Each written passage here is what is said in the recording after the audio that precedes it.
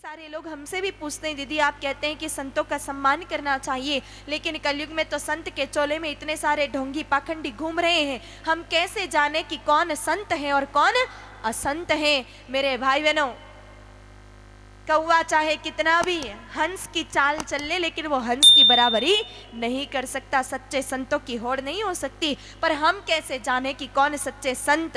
किसी के वेश को देखकर तो पता ही नहीं चलता है कि कौन सच्चे संत है कौन नहीं है। भगवा धारण करने पर तो हम सबको संत ही मानते हैं, अब अंदर क्या है वो कैसे पता चले? तो उसके लिए मेरे भाई बहनों, तुलसी बाबा जी ने बहुत सुंदर बात बताई है, संतों की पहचान बताई है। तुलसी बाबा जी कहते हैं कि साधु चरित शुभ चरित कपासु, निरस विशद गुणमय फल जासु, जो सही दुख पर छिद्र दुरावा, वंदनीय जही जग जस पावा।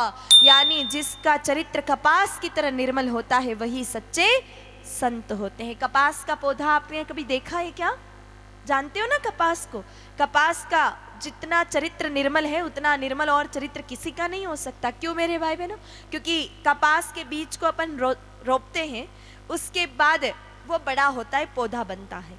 वैसे तो कोई भी फसल एक ऋतु में आती है, या तो सर्दी में आएगी या गर्मी में आएगी या बरसात में आएगी, लेकिन कपास सर्दी भी सहन करता है, गर्मी भी सहन करता है, बारिश भी सहन करता है।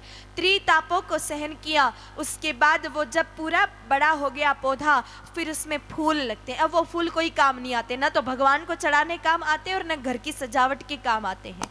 फिर उन फूलों में से मेरे भाई बहनों फल लगते हैं, और उन फलों में से फिर तंतुओं को खींचा जाता है, फिर उसको बटा जाता है, कूटा जाता है। उसके बाद मेरे भाई बहनों वो धागा बनता है, और वो धागा भी वस्त्र बनकर, कपड़ा बनकर के सामने वाले के तन को ढकने का काम करता है। मतलब लाख तकलीफ स्वयं सहन कर ले, लेकिन सामने वाले को कुछ न कुछ देने का भाव रखे।